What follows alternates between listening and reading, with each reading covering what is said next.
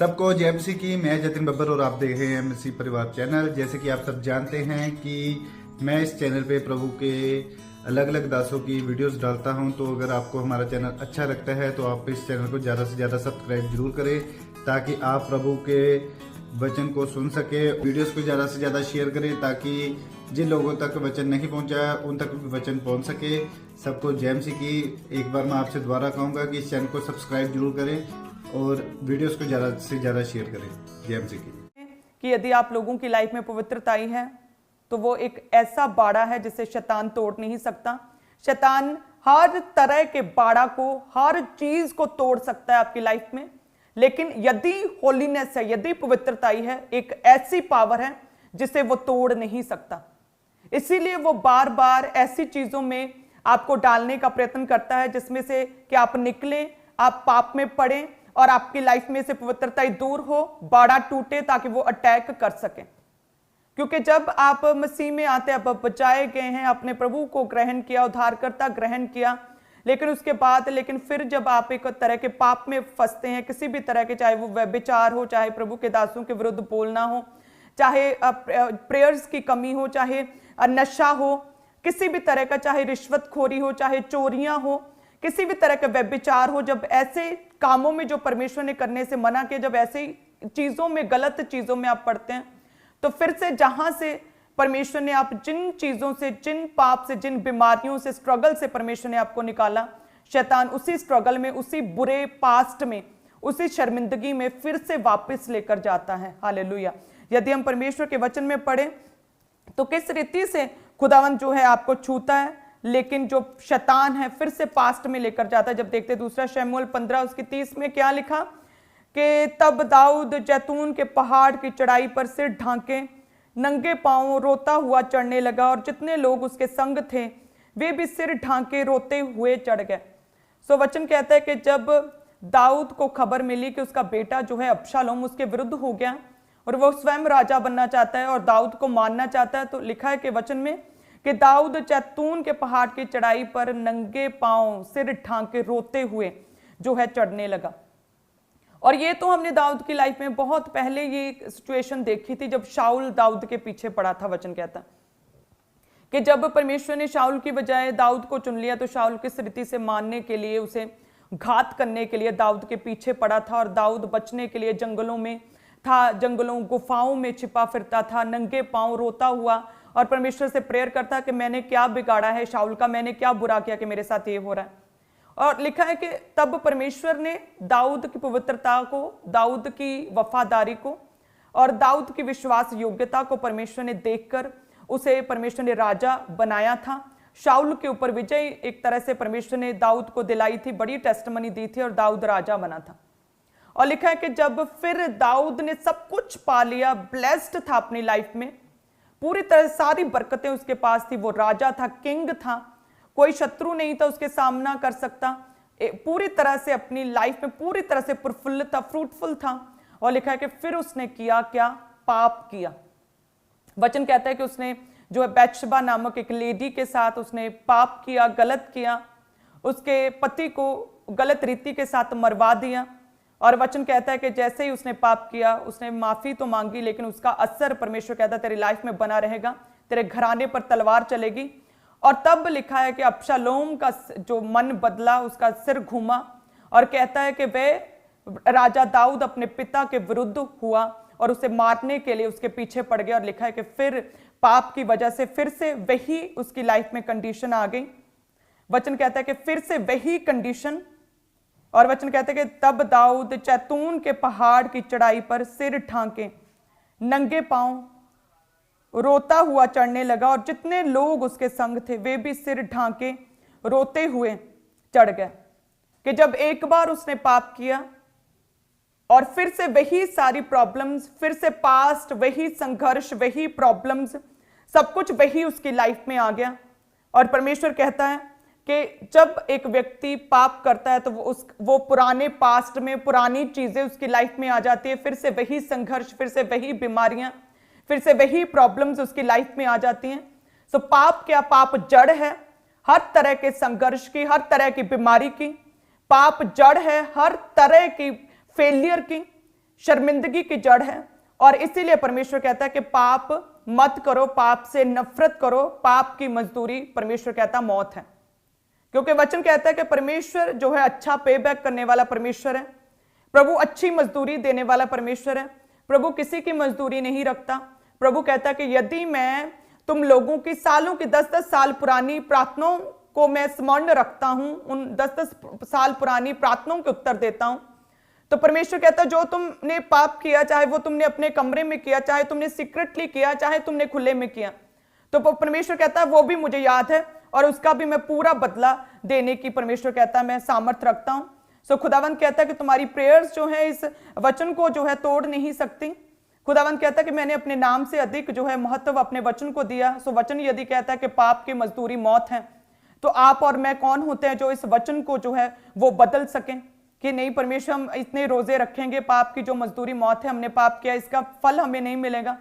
सो परमेश्वर कहता है मैंने अपने नाम से अधिक महत्व दिया है वचन को। और यदि वचन में लिखा है तो परमेश्वर कहता है कि हमें उस वचन के अनुसार पाप से नफरत करनी, पाप से हेट करनी, पाप से बचना है और आगे बढ़ना है। कलीसिया हालेलुया, सब जन तारीफ करे परमेश्वर की। और वचन कहता है कि यदि धर्मी जन जो है यदि पाप करे, पहले उसने अच्छे कर्म किए, लेकिन अगर वो पाप करे तो किसी भी रीति से उसे माफी नहीं मिल सकती। लेकिन यदि पापी मन फिराए, परमेश्वर की ओर मुड़े, परमेश्वर को अपना उद्धारकर्ता ग्रहण करे, तो उसके पाप कदापि याद ना किए जाएंगे। हालेलुया, ये एक डेंजरस ट्रुथ भी कह सकते, एक डेंजरस सच्चाई है कि परमेश्वर कहता है कि पापी जो जब परमेश्वर में आता, प्रभु को अपना उद्धारकर्ता ग्रहण करता है, तो किसी भी रीति से उसके पाप जो है वो याद नहीं किए जाते। लेकिन यदि एक धर्मी जो है, जो परमेश्वर में है, जिसने प्रभु को अपना मुक्तिदाता उद्धारकर्ता ग्रहण किया, लेकिन सब कुछ पाकर, पवित्र आत्मा पाकर फिर से यदि पाप करे, व्यभिचार करे, तो परमेश्वर कहता है उसके भले कामों को याद नहीं किया जाएगा। उसे प्रभु कहता है उसे सजा मिलेगी, उसके धर्म के काम याद ना किए जाएंगे। हालेलुया। सो इसलिए परमेश्वर कहता है हर समय हमें डरने की जरूरत है। डरते रहो, कांपते रहो और पाप मत करो। हालेलुया।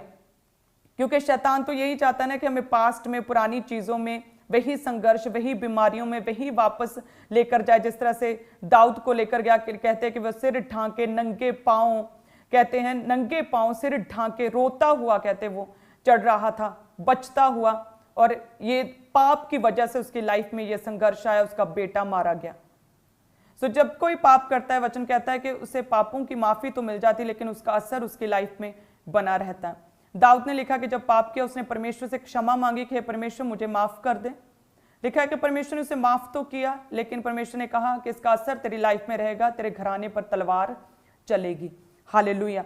सो इसलिए वचन कहता है कि पाप से नफरत करो, डरते रहो, परमेश्वर का भय मानो, प्रभु के और निकट जाओ, परमेश्वर के करीब जाओ, परमेश्वर का अपना मुक्तिदाता ग्रहण करो। हर समय अपने विवेक को जीवित रखो, किसी भी रीति से, किसी भी तरह के व्यभिचार के और किसी भी तरह के चोरी के, किसी भी तरह के वैर के, किसी भी तरह के हत्या के, किसी भी तरह के पाप में ना पड़ो, बल्कि क्या करो, पाप से बचो, पाप से नफरत करो और परमेश्वर से प्रेम करो, परमेश्वर के निकट जाओ। हालेलुया। जब वचन कहता है कि अबीमेलेक ने किस तरह से परमेश्वर का डर माना और एक बड़े संकट से वो बचा, जेनेसिस 20 उसके 11 में लिखा हम देखते हैं, अब्राहम ने कहा कि मैंने ये सोचा था कि इस स्थान में परमेश्वर का कुछ भी भय ना होगा, इसलिए ये लोग मेरी पत्नी के कारण मुझे घात करेंगे। सो वचन कहता है कि जब अब्राहम परमेश्वर के वचन के अनुसार अलग अलग जगहों पर घूमता रहा, परमेश्वर की जो प्रतिज्ञा का वेट कर रहा था, तो लिखा कि वो गरार नामक जगह पर गया। वहां पर अबीमेलेक ने जब सारा को देखा, उसने पूछा कि ये कौन है, तो अब्राहम ने बोला कि ये मेरी बहन है। वो कहता कि मैंने इस डर से ऐसा बोला कि कहीं मेरी पत्नी के कारण मुझे घात ना कर दें। और लिखा है कि अबीमेलेक जो था वो सारा को अपने महल में ले गया, और जैसे ही सारा को ले गया तो परमेश्वर ने सपने में अबीमेलेक से कहा कि तू एक विवाहिता को, एक शादीशुदा को, एक सुहागन को अपने पास ले आए, तो निश्चय इसके कारण मारा जाएगा। तो उसने बोला कि परमेश्वर, मैं तो ये नहीं जानता था, मुझे लगा कि ये अब्राहम की बहन है, क्योंकि उसने भी यही बोला था।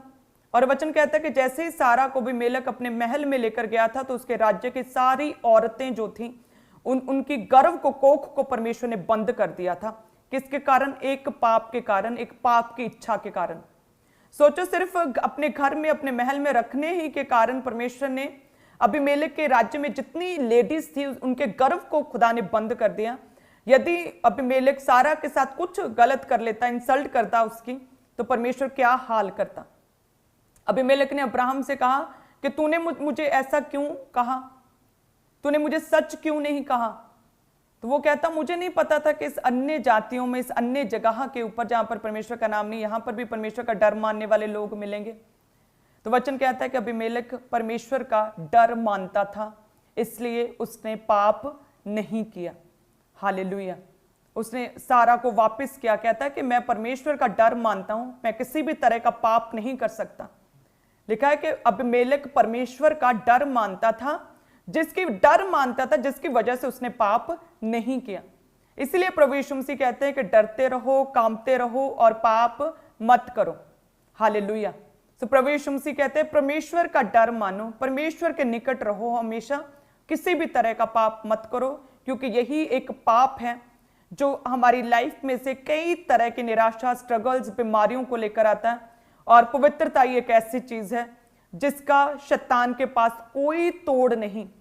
जो पवित्रताई में है उसे शैतान टच भी नहीं कर सकता, छू तक नहीं सकता। हालेलुया। जो पवित्रताई, होलीनेस जिन लोगों में है, परमेश्वर स्पेशल विल, स्पेशल कॉलिंग्स के साथ, स्पेशल योजनाओं के साथ परमेश्वर उनकी लाइफ में कार्य करता है।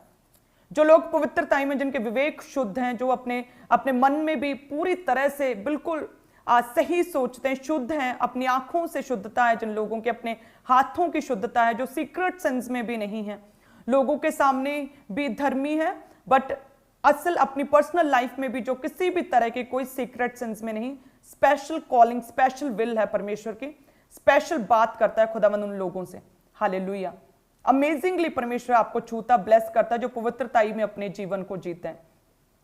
सो इसलिए परमेश्वर कहता है कि चेले मेरे पास आते थे और कहते थे हे परमेश्वर, हम इन दुष्ट आत्मा को क्यों नहीं निकाल पाए। तो प्रभु कहते थे कुछ दुष्ट आत्माएं बिना प्रार्थना और उपवास के नहीं जाती। सो यदि आप स्ट्रगल कर रहे हैं पाप से, आप व्यभिचार से स्ट्रगल कर रहे हैं, पवित्रता में मेंटेन करना मुश्किल है, तो आप प्रार्थना और उपवास में जाकर इस डिठाई की दुष्ट आत्मा को, पाप को, व्यभिचार को अपनी लाइफ से निकाल सकते हैं। क्योंकि परमेश्वर ने क्या बोला था अपने चेलों से, कुछ दुष्ट आत्माएं बिना प्रार्थना और बिना उपवास के नहीं जाती। हालेलुया। सो यदि आप प्रार्थना में बने, प्रभु में बने, उपवास करें, तो सच में परमेश्वर आपको एक ऐसा स्ट्रेंथ, एक ऐसा बल देगा, आत्मिक बल देगा कि आप व्यभिचार को ना करेंगे, आप पवित्रताई को मेंटेन करेंगे और आप प्रभु में बने रहेंगे। हालेलुया। सो इसी तरह से परमेश्वर आपको छुएगा, पाप से बचाकर रखेगा और शैतान आपकी लाइफ में से कुछ भी चुराने ना पाएगा। प्रभु यीशु मसीह के सामर्थी नाम में सभी जन अपने हाथों को उठाकर, आंखों को बंद करके प्रेयर करें कि हे परमेश्वर, हमारी लाइफ से हर तरह के पाप को खत्म कर दे खुदावंद, हर तरह के सीक्रेट सिन को हमारी लाइफ से खत्म कर दे परमेश्वर। हमारे विवेक को शुद्ध कर खुदावंद, हमारे विवेक को, सोचों को, ख्यालों को, थॉट्स को हे परमेश्वर शुद्ध कर, अपने लहू से धोकर हमें पाक और पवित्र कर, अपने लहू से धोकर हर तरह के पाप को परमेश्वर धो दे, हमें साफ कर दे, हमें क्लीन कर दे, हमें पाक कर दे परमेश्वर, और हमें अपने कामों के लिए इस्तेमाल कर, प्रभु यीशु मसीह के सामर्थी नाम में, आमीन। सो परमेश्वर कहता है कि प्रभु यीशु मसीह एक ऐसे शख्स थे बाइबल में जिन्होंने पाप को जो है अपने निकट तक आने नहीं दिया। हालेलुया। कि किस रीति से परमेश्वर ने पाप को टोटली डिनाई किया। वचन कहता है कि जब आदम और हवा जो थे परमेश्वर के अदन की वाटिका में थे, और लिखा है कि शैतान उनके पास आकर जब उन्हें भरमाया, तो किस चीज के साथ भरमाया था? खाने वाली चीज के साथ, फल के साथ उन्हें भरमाया। और वचन कहता है कि शैतान जो है हवा के पास आया और बोला कि अरे ये देखो फल खाने में कितना अच्छा है, यदि तुम इसे खाओगी तो तुम्हें भले और बुरे का ज्ञान मिल जाएगा, तुम परमेश्वर के तुल्य हो जाओगी, तुम्हें बुद्धि और समझ आ जाएगी, तुम्हारी आंखें खुल जाएंगी। और लिखा है कि उसने परमेश्वर के वचन पर मन लगाने की बजाय उसने शैतान की बात को सुना और उसने खाया। और देखते हैं फिर परमेश्वर का क्रोध आदम और हवा पर भड़का, जो आज तक हम देखते हैं। परमेश्वर ने कहा कि आदम तुम जो है अपने पसीने की मेहनत की कमाई खाएगा, बहुत मेहनत करेगा, सख्त मेहनत करेगा, फिर उसका तुम्हें फल मिलेगा, फ्री में तुझे कुछ नहीं मिलेगा। परमेश्वर ने हवा को कहा कि तू जब गर्भवती होगी तो बालक जनेगी, अत्यंत पीड़ा में, बहुत पेन्स में तू अपने जो बेबी को डिलीवर करेगी। और जो आज तक हम देखते हैं हालेलुया कि एक व्यक्ति की, दो लोगों की पाप के कारण, अनाज्ञाकारिता के कारण पूरी सृष्टि जो थी, पूरी इंसानियत जो है वो श्रापित हुई थी कि आज तक डिलीवरी के टाइम लोगों को पेन्स होती हैं। आज तक देखते हैं कि लोग कितनी मेहनत करते हैं अपने कामकाज में, अपने बिजनेस में, अपने पसीने की मेहनत की कमाई खाते हैं, बने बनाए बैठे बिठाए कुछ नहीं मिलता। और लिखा है कि उन्होंने, आदम और हवा ने क्या किया? पाप किया, परमेश्वर की आज्ञाकारिता की, परमेश्वर के वचन को उन्होंने नहीं पूरा किया। परमेश्वर ने बोला था कि ये सब कुछ तुम्हारे हाथ में है, पूरा बाग अदन की वाटिका में जो कुछ तुम खाना चाहो, जो कुछ करना चाहो वो सब कुछ कर सकते हो, कहीं भी आ जा सकते हो, सब कुछ तुम लोगों के अधिकार में, सारे पेड़ पौधे, सारे जानवर तुम लोगों के कंट्रोल में, तुम लोग बॉस हो, कुछ भी करो, लेकिन हाँ ये भले बुरे के ज्ञान के वृक्ष का फल तुम ना खाना। और देखो वही शैतान ने वहीं पर उन्हें भरमाया, और उसी फल को जब हवा ने देखा और कहा कि अरे हाँ ये देखने में तो अच्छा है, खाने में भी बहुत मन भाव है और बुद्धि देने के लिए चाहने योग्य है, क्यों ना इसे खाऊं।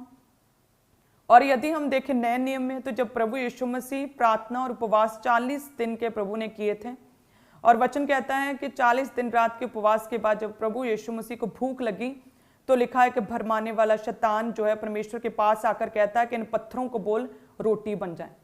अभी देखो वही पुराना शैतान और वही पुरानी परीक्षा जो उत्पत्ति के समय थी, जो आदम और हवा से जिस परीक्षा में, जिस भरमाहट में, जिस पाप में डाला था, खाना, फल, फूड, और उसी परीक्षा में उसने प्रभु यीशु मसीह को डालने की कोशिश की। उसे लगा कि किस रीति से मैंने आदम और हवा को गिराया तो शायद मैं प्रभु यीशु मसीह को भी परीक्षा में डाल सकता हूं। वही पुराना शैतान, वही पुरानी परीक्षा। और लिखा है कि प्रभु यीशु मसीह ने उस समय वचन का सहारा लिया था। परमेश्वर ने बोला था कि मनुष्य केवल रोटी से नहीं लेकिन परमेश्वर के मुख से निकले हर एक वचन से जीवित रहता है। हालेलुया। सो उसी रीति से परमेश्वर कहता है जब तुम लोगों की लाइफ में भी किसी भी तरह का अटैक, शैतान किसी भी तरह के भरमावे में आप लोगों को डाले, तब परमेश्वर के वचन का अंगीकार करना है कि वो ही जीवित परमेश्वर है, वो सब कुछ करने की सामर्थ्य रखता है। उसने मुझे सांपों और बिच्छुओं को रौंदने का, शत्रु की सारी सामर्थ्य पर अधिकार दिया है। वो बांझ बोले कि परमेश्वर ने मुझे जो 7 बेटों के आनंद करने वाली माता बनाया। परमेश्वर का वचन कहता है धर्मी का वंश बचाया जाएगा, परमेश्वर मुझे देगा। सो परमेश्वर कहता है कि प्रभु ने ज्यादा बातचीत नहीं की, उसे बोला इस शैतान दूर हो जा, क्योंकि मनुष्य केवल रोटी से नहीं परमेश्वर के मुख से निकले हर एक वचन से जीवित रहता है। वो दोषी पाए गए आदम और हवा, क्यों? क्योंकि उन्होंने परमेश्वर की बात की और उन्होंने कान नहीं लगाए, उन्होंने शैतान की बात को सुना। सारा बाग उनके अधीन था, कुछ भी कर सकते थे, लेकिन वही एक चीज शैतान आपकी लाइफ में डालता है जिसके द्वारा वो आपको गिराए, पाप में डाले, ताकि संघर्ष, बीमारियां, डिस्करेजमेंट्स, आपकी निराशा लोगों की लाइफ में आ जाए। किस तरह से वो शान के साथ आदम और हवा जीते थे, लेकिन एक पाप, एक अन्य आज्ञाकारिता उनकी लाइफ में संघर्ष को, रिजेक्शन को लेकर आई। उन्हें निकाल दिया गया, रिजेक्ट कर दिया गया, आउट कर दिया गया परमेश्वर की प्रेजेंस से।